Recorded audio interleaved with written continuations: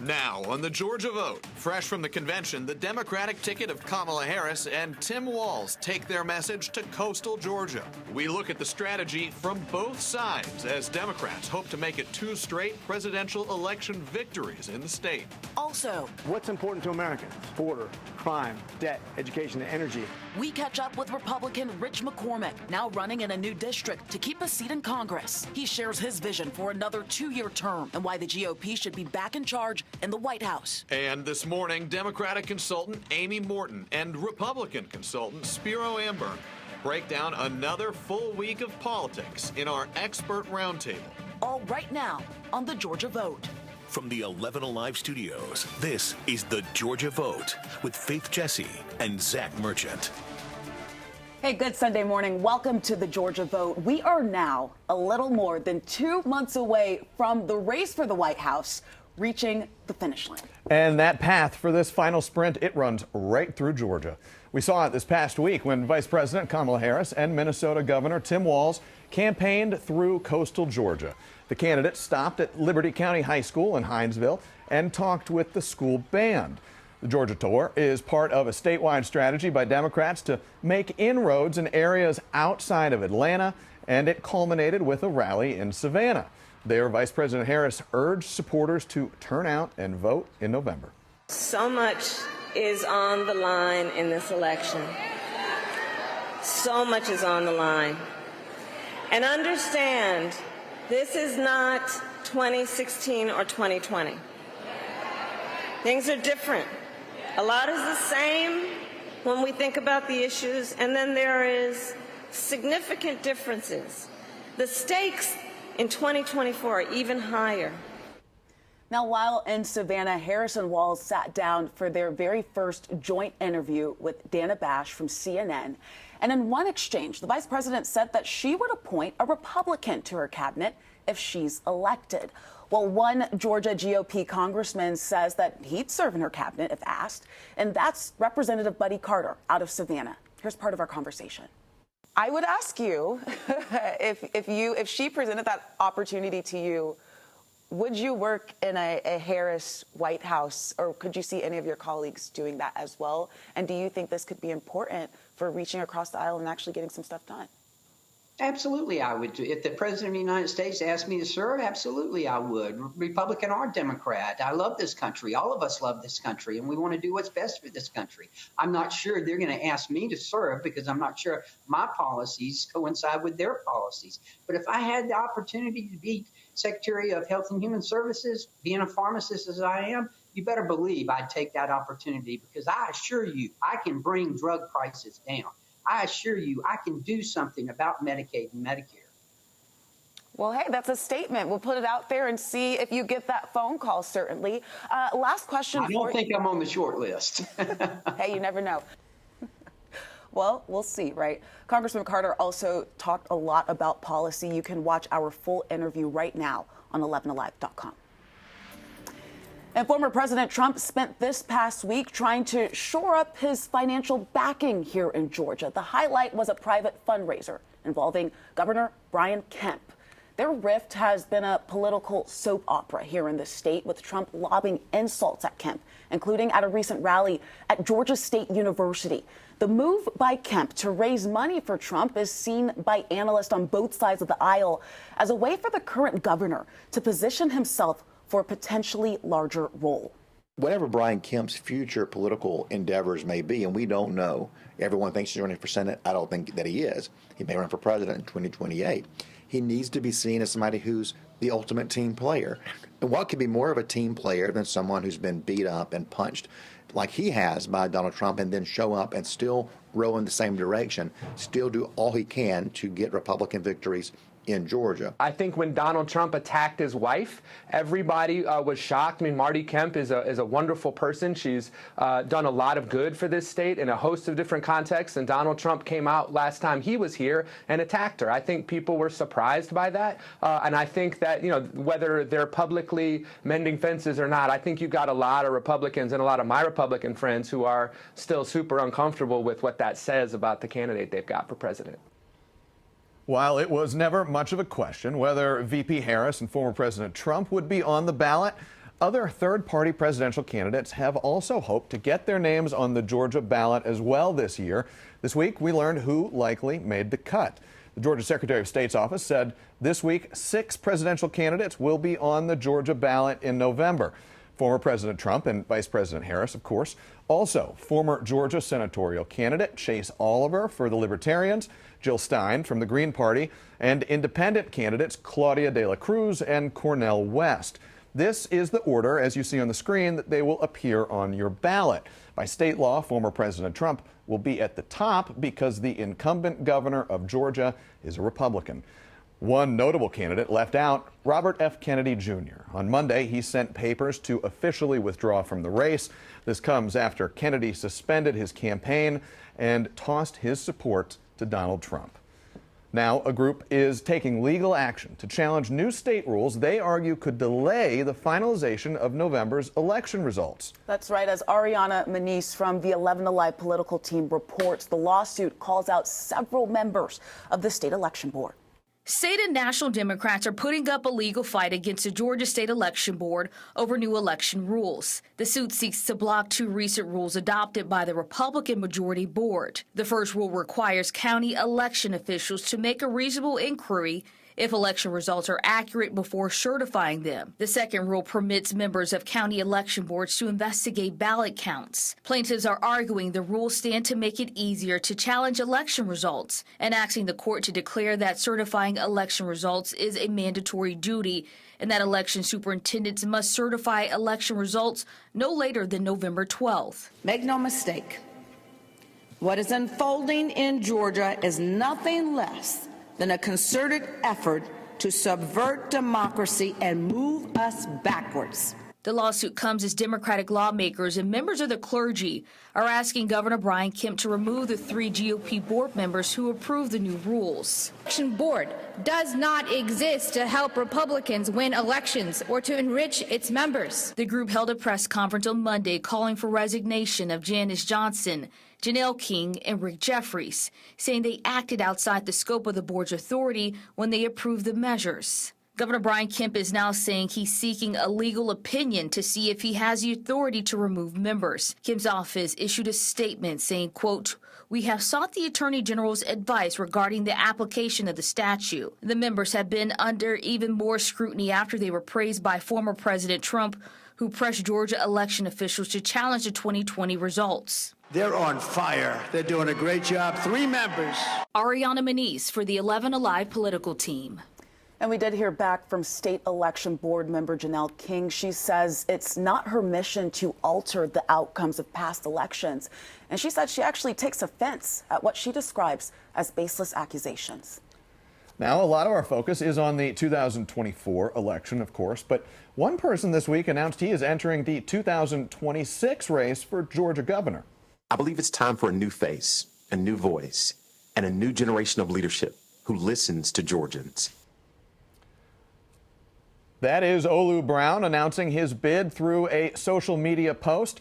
11 Alive sat down with Brown in 2019. At the time, he was pastor and founding leader of Impact Church in East Point. Brown retired from the church in 2022. He's now an independent leadership coach and consultant. He is running as a Democrat, and he can expect some serious competition. Other Georgia Democrats rumored to be eyeing a run: Congresswoman Lucy McBath and former state Senator Jason Carter. Well, still ahead here, we catch up with Republican Congressman Rich McCormack on what's guiding his party's push for the presidency and his own strategy to stay in the U.S. House.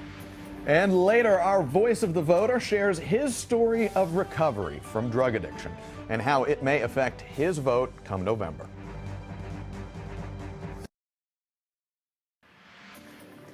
Welcome back. Congressman Rich McCormack is back on the ballot this November, now trying to shift from the state's 6th to 7th congressional district. Well, this week we caught up with him, the first-term Republican in, of all places, a gas station in Roswell. And it was a campaign stop to talk about gas prices, but we talked about a lot more. As we're looking ahead to November, we've seen a lot of advertisements come out here in Georgia attacking Kamala Harris and the Biden administration for this 40-year high inflation, for driving prices up, for Bidenomics. How do you feel having Trump in the White House in November would change that? Well, when you unleash the ability to produce energy in America, it will drive gas prices down. It's been shown every single time we've done it, whether it be through fracking or drilling or whatever it is. We produce it, by the way, more efficiently and more clean than other countries. When we drive the prices of energy down, it benefits the economy. That's an automatic in economics. Anybody who understands economics understands cheap, affordable energy not only helps businesses, but it helps the individual make it through their day. But how would Trump being in the White House, which specific policies would you say that you agree with would drive it down different than what Biden's doing right now? So what they've done, and they talk about record this, record that, but it's really an artificial manipulation of the facts. When you allow people to drill more and produce more without the regulatory burden, without resisting new drilling and more fracking and stuff like that, that actually, when you disallow that, that drives the prices up because it's limited energy production. When you drive the prices up, it has that cascade effect.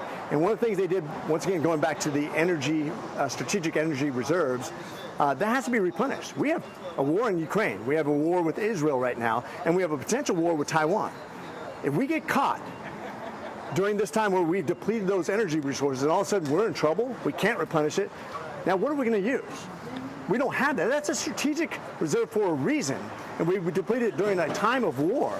And by the way, it has to be replenished. When it's replenished, it will drive the prices up the same way it drove it down. It's an artificial manipulation of the economy, which is going to be fixed one way or another, and so it's going to be a net neutral for consumers at best. At worst, we actually end up in a war, and we don't have our strategic reserves. That's why it was created by the national government to begin with. We saw Republicans like Jeff Duncan get on the DNC stage saying, you can still be a Republican and vote for the Harris-Walz ticket, do the right thing. What's your response to that? He hasn't explained what the right thing is when he talks about policy. What policies has he addressed? He's still talking about personality. He doesn't like Trump, obviously. That's what he's basing this on. Okay, so is he pro-choice? Is that his motives? Is he pro-government control? Is he pro-open border? Is he pro-crime? Is he pro-debt? Or is he pro-anti-educational opportunities? Is he pro-high gas prices? What is he for that they represent that he's saying you can still be a Republican and vote for them? Because every policy I see is against the conservative principles that I know. And once again, it doesn't mean I have to be divisive about things, but I think we should have a real talk about what benefits our children going forward. And if you're going to tell me that I can be a Republican and vote for Harris and Walz, tell me how. What thing do they represent that makes me feel good about that, other than, oh, for some reason Trump is less, or Harris is less offensive than Trump? Because I don't see it. You can see our full conversation on 11alive.com, and still ahead, hear from the voice of the voter. But first, Amy Morton and Spiro Amburn help us recap this week in Georgia politics in our roundtable. You're watching the Georgia Vote. Time now for our political roundtable. Today we have Spiro Amburn. He's currently a senior vice president on McGuire Woods Consulting's Georgia Government Relations team and has previously served as chief of staff for Georgia House Speakers John Burns and David Ralston.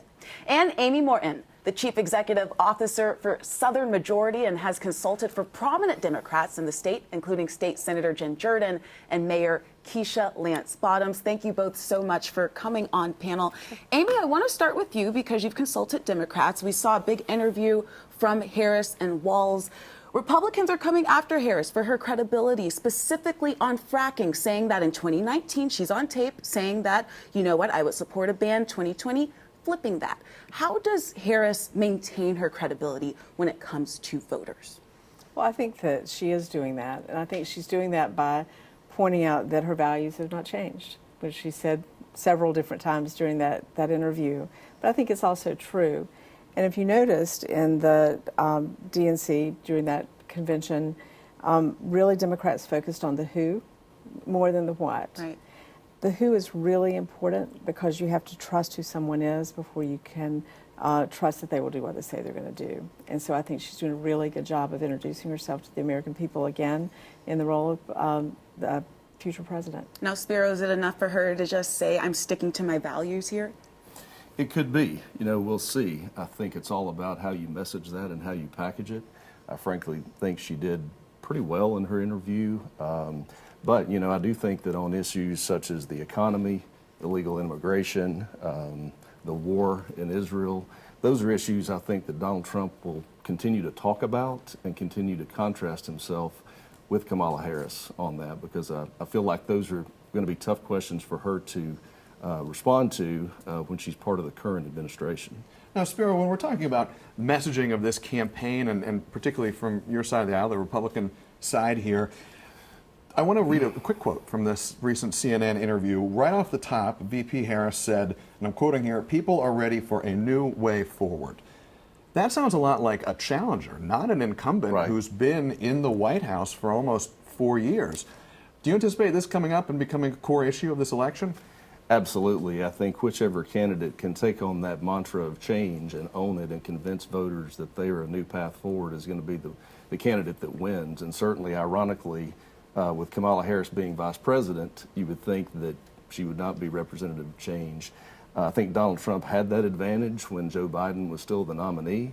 But now that Harris is the nominee, I do think that she has surged and has temporarily, at least, taken that lane away from Donald Trump. And Republicans should be concerned about that. And Amy, I mean, do you think that's a credible thing to say? She's almost, it feels in some moments, running away from the legacy of the administration that she was a part of. Well, she's the only person in this race who hasn't been president of the United States. She has been and is the VP, though. I mean, that's pretty close. She is, but it is not the same job. And she's also unique in that here we are in 2024 with potentially the opportunity to elect the first female president of the United States, the first person of color to that role. So she's unique in many ways, and she's definitely captured the momentum in this race, the imagination of voters. She is appealing to, particularly to women who are very energized across all the races I'm working on, and also to younger voters in ways that neither of the two people who neither Biden nor Trump were doing.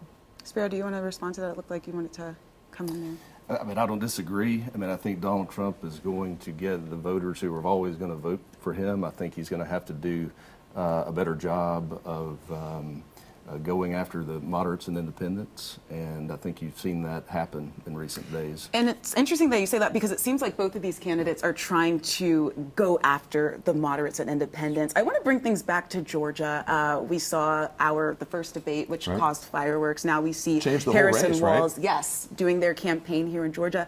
If we could just kind of hone in on that, how significant is Georgia going to be in this race? And I can put that question to either one of you.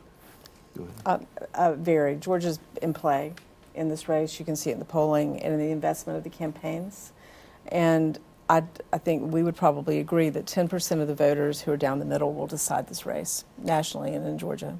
And Spiro, has it become more into play since Joe Biden dropped out and Kamala Harris took the top of the Democratic ticket? I think so, and I think mainly because you do see a new energy and new enthusiasm on the Democratic side with Kamala Harris now at the top of the ticket. I know that obviously there's been a 180 in terms of Trump's support of Governor Kemp.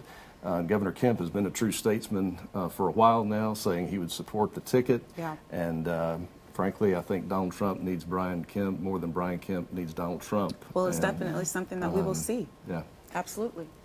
We would love to keep talking here, but unfortunately, we have got to wrap it up for now. But we're not done with the show. When we come back, our voice of the voter touches on an issue which he says the major candidates for president are failing to address.